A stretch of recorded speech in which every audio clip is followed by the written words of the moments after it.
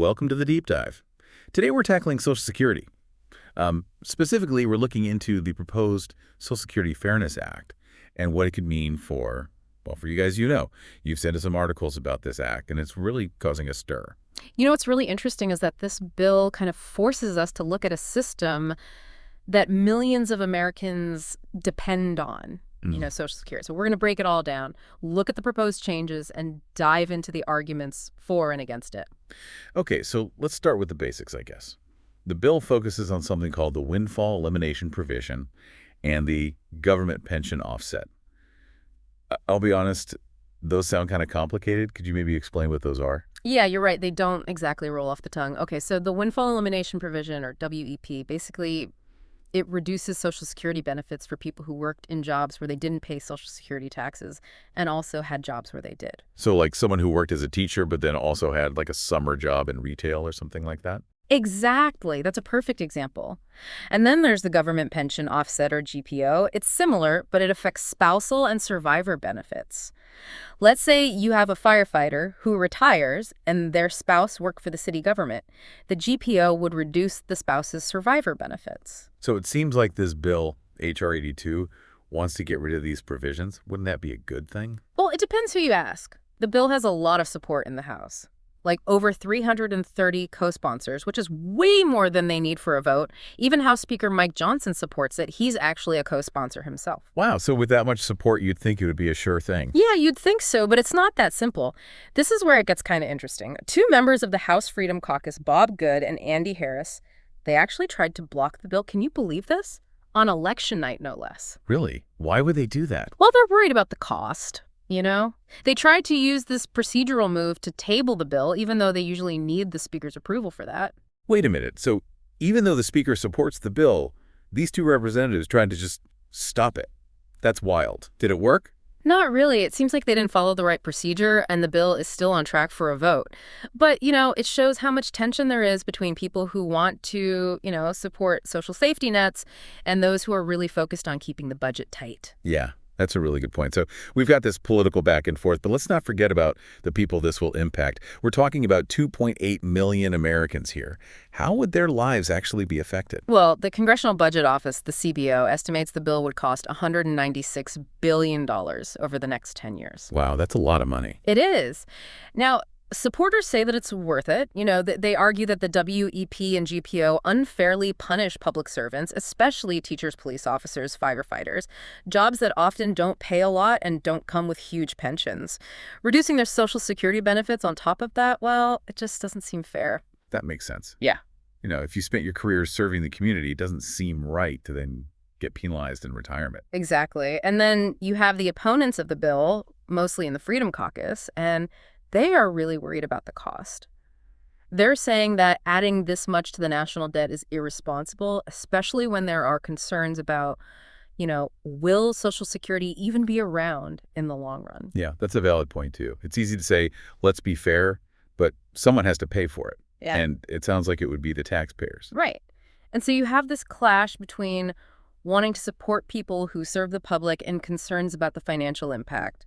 It's a tough situation. It really is. Yeah. It raises the question of what we as a society value the most, Are we willing to invest in people who've served us, even if it means spending more? Or is keeping the budget under control more important, even if it means some people feel like they're getting a raw deal? Wow. Those are some difficult questions. We've covered a lot in this first part. We've talked about what the Social Security Fairness Act does, the politics surrounding it, and how it could potentially affect millions of Americans. Yeah, and there's still more to discuss.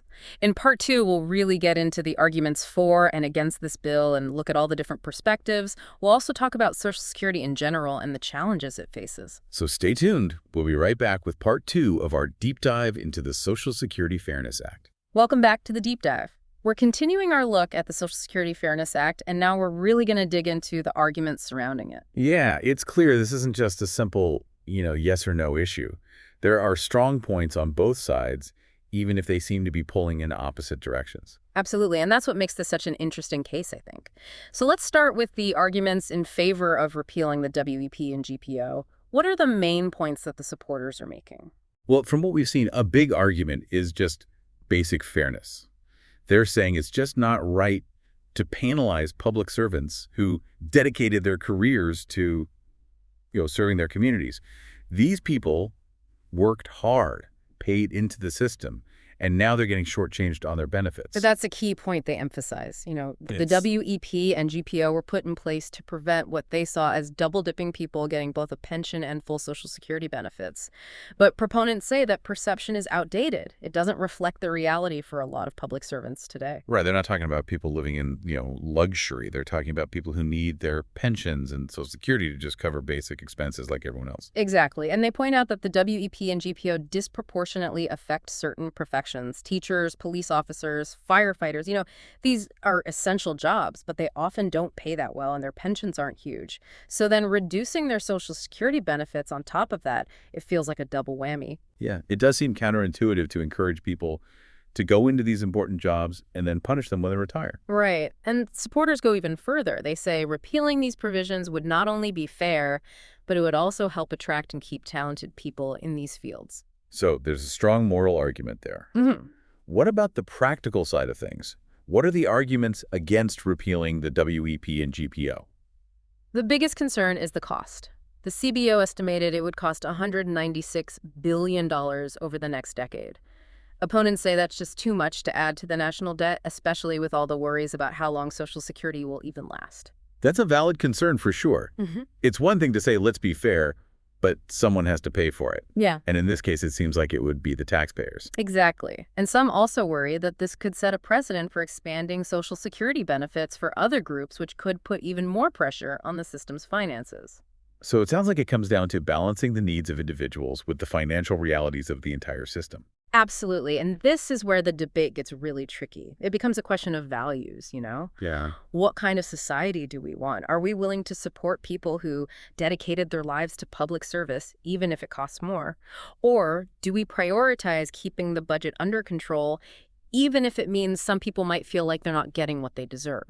Those are really tough questions. They are. And that's why this discussion is so important. It makes us think about those big questions, about fairness, responsibility, and the role of government. Well, we've really gotten into the arguments surrounding the Social Security Fairness Act, looking at both sides of the issue. It's clear that this goes beyond just economics and touches on some fundamental values. Yeah, for sure. But we're not done yet. In Part 3, we'll step back and look at the bigger picture of Social Security. How is it funded? What challenges does it face? And how might those challenges impact the future of this program? Welcome back to the Deep Dive. We're in the final part of our exploration of the Social Security Fairness Act.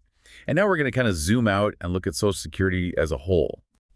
It's important to remember that Social Security, it's not just some abstract idea. It's a lifeline for millions of Americans, and its future really affects, everyone. Okay, so let's go back to basics for a minute. How does Social Security even work? Where does the money come from? Basically, Social Security works on a pay-as-you-go system. So the taxes that people are paying right now, those are used to pay for the benefits that retirees are getting today. You can almost think of it like a relay race. Each generation passes the baton to the next. So it's like this giant pot of money constantly being filled by people who are working and then paid out to those who are retired. That's a good way to think about it. The actual system is a bit more complex, of course. There are trust funds, investments, and all that. But yeah, the basic idea is that today's workers are supporting today's retirees. That makes sense. But I keep hearing about these challenges that Social Security is facing down the road. What are those exactly, and how worried should we be? Well, the biggest challenge is demographics. People are living longer, which is great, but birth rates are going down. So that means there are fewer workers for every retiree, and that puts a strain on the system. I see.